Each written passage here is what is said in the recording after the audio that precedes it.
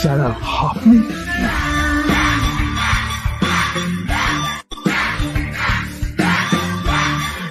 Extremely sorry sir. Sir sir আপনি একটা inform করেননি কেন আমাকে? আপনি আসবেন জানলে তো আমি নিজে রিসিভ করতে আসতাম আপনাকে। ঠিক আছে, আপনি ব্যস্ত হবেন না প্লিজ। জানোইনি কে? নিজের বসকে এভাবে একজন ভিখারিকে হাতে পায়ে ধরতে দেখে গার্ডটিও অবাক হয়ে গেল। আরে sir sorry sir, extremely sorry, আপনি আমার সঙ্গে আসবেন। সরি স্যার, সরি ভুল হয়ে গেছে স্যার। সালাম স্যার। নীল কি তবে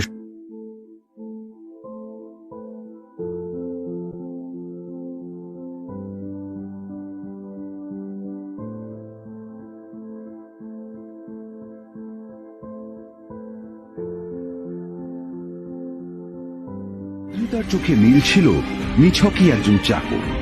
সে সারাদিন আদ্রিতার ভাই ফরমাস খেটেও ওকে সন্তুষ্ট করতে পারত না।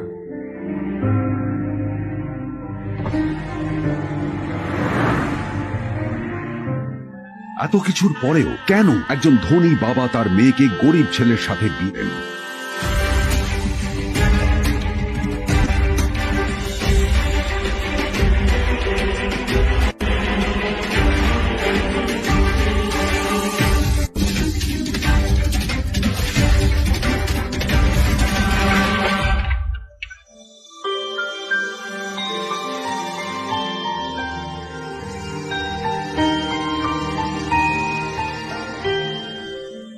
এবং তারপরে সেই মেয়েটি তার গরিব স্বামীর কাছ থেকে নতুন বছরে এমন একটা গিফট পেয়েছিল যে তার চক্ষু স্থির হওয়ার জোগাড় হয়েছিল।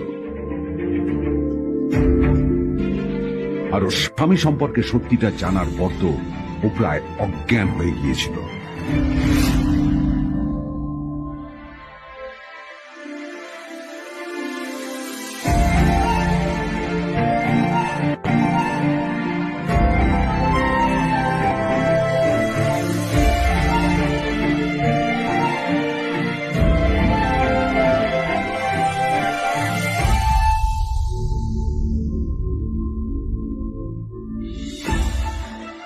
আমার বাবা সবচেয়ে বড় ভুল করেছে তোমার মতো একটা গরিব ছেলের সাথে আমার বিয়ে দিয়ে।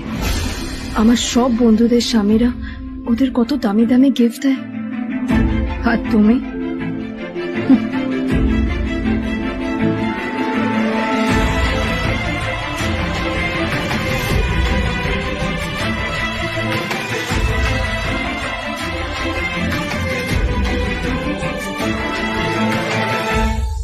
আদ্রিতা তার বাবার কথায় নীলকে বিয়ে তো করেছিল, কিন্তু ও শর্ত দিয়েছিল যেন বাড়ির বাইরের কেউ না জানতে পারে যে নীল ওর স্বামী।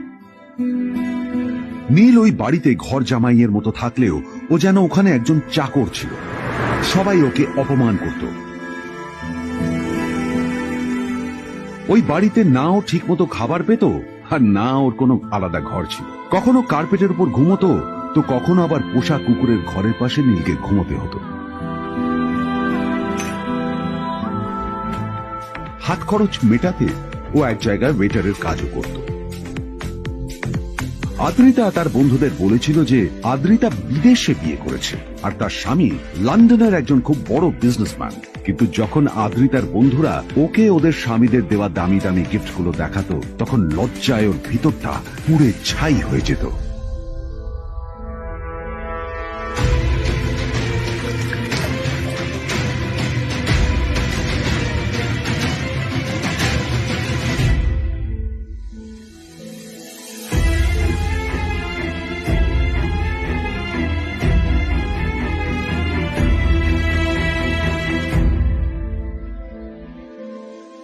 এই যে শোনো, নিউ ইয়ারে আমার একটা গিফট চাই তোমার থেকে।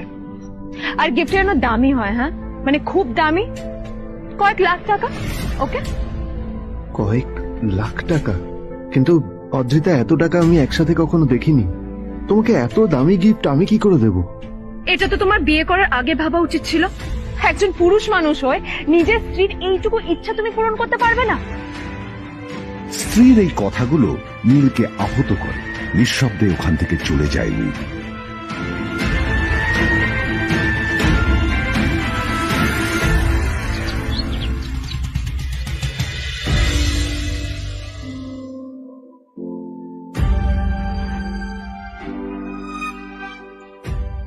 দুদিন পর নিউ ইয়ার পার্টির আগে নীল আদ্রিতার কাছে এসে একটা গিফট প্যাক দেয়।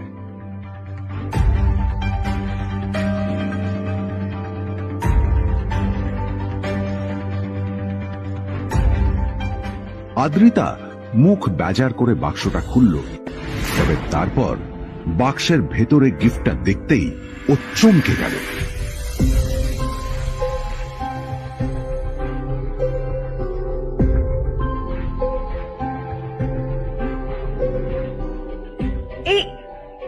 এই ফোনটা মানে এটা তো একটা স্পেশাল এডিশন, এটার দাম তো 3 কোটি টাকা। তুমি এটা পেলে কোথা থেকে? আসলে এটা অরিজিনাল নয়। আমি ওই ফোনটারই একটা কপি এনেছি।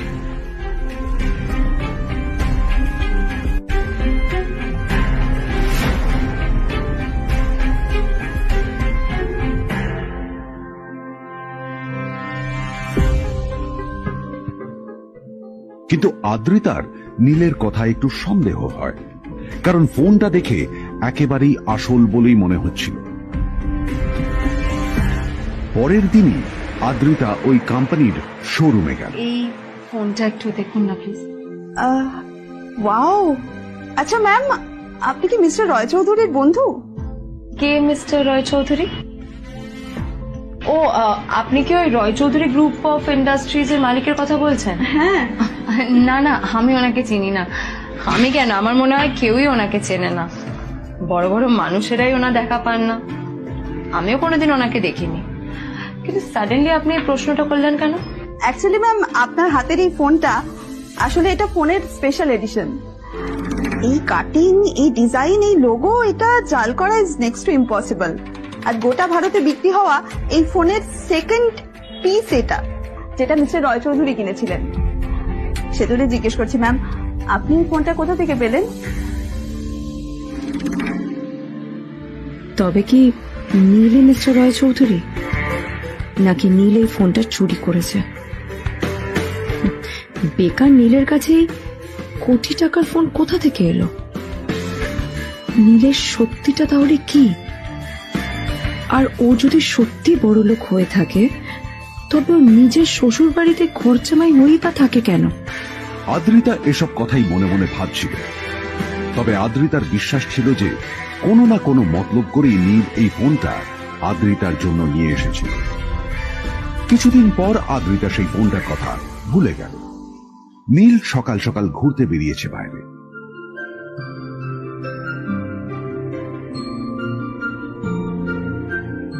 কটা বাজে রে? আমার খুব লেট হয়ে গেছে বুঝলি। তোরা খেল, ঠিক আছে? তোরা খেল, আমি আসছি।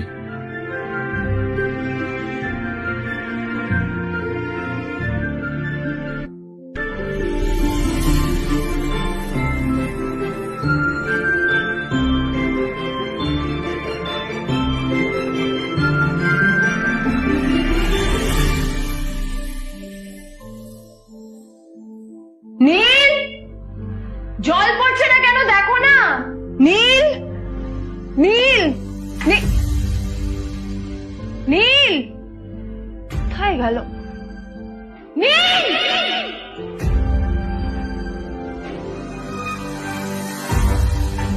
নীল, নীলকে ডাকছে কেন বলতো? ওইদিকে বাড়িতে আদ্রিতা আর চিত্রা আশ্চর্য হয়ে গেল যে নীল হঠাৎ কোথায় উধাও হয়ে গেল। মা, তোমাকে কিছু বলে গেছে নীল? হ্যাঁ, কোথায় গেছে ও? না, আমি ওর কোনো খোঁজ খবর রাখি না। আমার একটা কথা মনে হচ্ছে, ওকে না এবার একটু শীতে করতে হবে। একটা কাজে যদি আসতো ছেলেটা, যখনই কোনো কাজের কথা বলি ভ্যানিশ হয়ে যায়। আমি ওকে বলেছিলাম R&B গোল্ডেন ডায়মন্ড থেকে আমার সেটটা নিয়ে আসতে, আনেনি। আজকেও ভালো করে অফিসে নিয়ে যাব, ভ্যানিশ হয়ে গেল। কোথায় গেল কে জানে। আমার ভাগ্যেই জুটেছে এরকম একটা ছেলে। তুমি কেন বিয়েটা দিয়েছিলে আমাকে? এটা আবার কি বলছিস? আমার কি দোষ? দেখ, ওই অসভ্য ছেলেটার সাথে বিয়ে দিতে চাইনি। যা করেছে তোর বাবা করতে, এটা আমার কোনো দোষ। তখনই হঠাৎ নীল সেখানে এসে উপস্থিত হলো, কিন্তু ও দুজনকে উপেক্ষা করে ভিতরে চলে যাওয়াই শ্রেয় মনে করল। এই যে নাট সাহেব ফিরলেন রাজকার্য করে।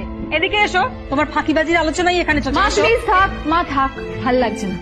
এমনিতেই অফিসের জন্য আমার লেট হয়ে যাচ্ছে, আর বিজন আমার ওয়েটও করছে। বিজনের নাম শুনে নীলের মুখটা ফ্যাকাশে হয়ে গেল। আদ্রিতা নীলকে উপেক্ষা করেই বলল, আরে যে এই ছেলেটার মতো আর একটাও ফাঁকি বাজনা তুমি পাবে না। তুমি কেন দাঁড়িয়ে আছো? এই যে শোনো শোনো শোনো শোনো, দাঁড়িয়ে আছো কেন? তোমাকে আমি বলেছিলাম আর.এন. গোল্ড ডায়মন্ড তোমার সেটটা তুলেছো, তোলোনি তো। এইটা চাই না আমার। তুমি আমার সাথে অফিসে যাবে, ফেরার পথে তুমি সেটটা নিয়ে আসবে। তোমার জন্য সবসময় লেট হবে, তোমার জন্য বিরক্ত লাগে। আর ব্যাগটা নিয়ে ওর পেছন পেছন কোথায় যাচ্ছ? যা দিয়ে ওখানে রেখে এসো। নীল চিত্রার সাথে মাঝে মাঝে ঝগড়া করলেও তার স্ত্রী আদ্রিতার সাথে ও কখনো ঝগড়া করত না। সত্য সব অপদার্থ।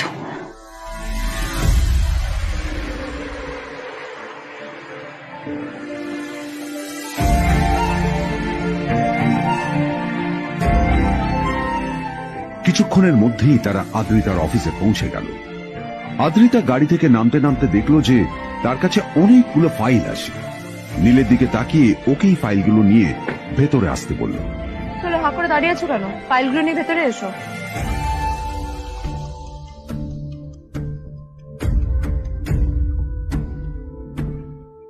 আদ্রিতা যখন ওর ক্যাবিনে পৌঁছলো তখন দেখলো সেখানে আগে থেকেই ওর বন্ধু এবং বিজনেস পার্টনার বিজন বসে ওর জন্য অপেক্ষা করছে।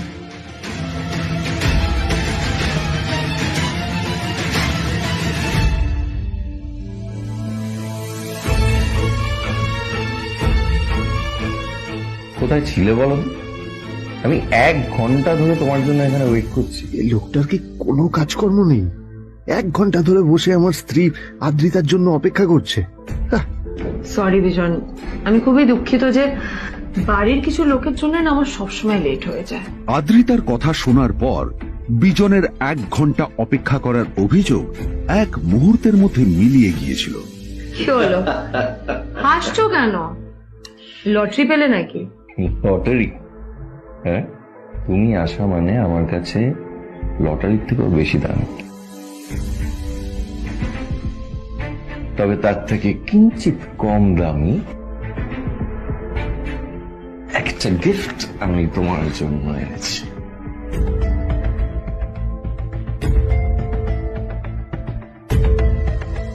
This is a rare diamond necklace for you. এটা আমার জন্য? সত্যি? এই শহরে এটা খুঁজে পাওয়া খুব বিরল। Just like you. Like it? Thank you. You're welcome. Thank you for the gift. আসি তাহলে এখন।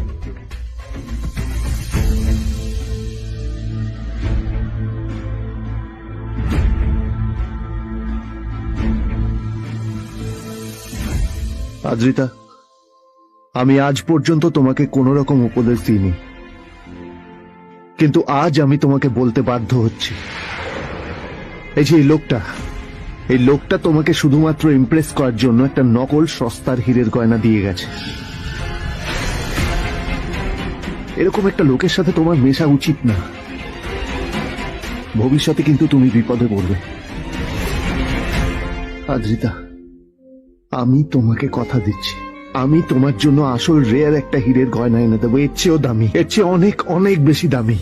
তার জন্য আমাকে যাই করতে হোক না কেন, আমি তোমাকে একদিন ঠিক এনে দেবো, ঠিক এনে দেবো তোমাকে।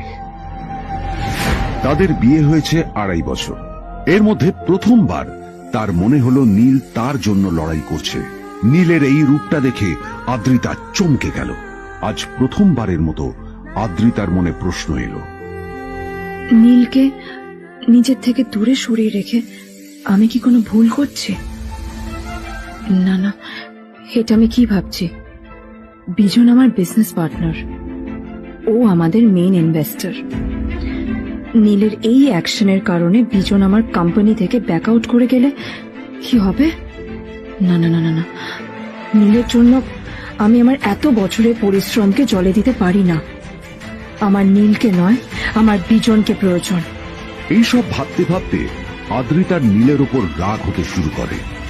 আদ্রিতার রাগ তখন চরমে উঠে যায়। আজ প্রথমবার নীল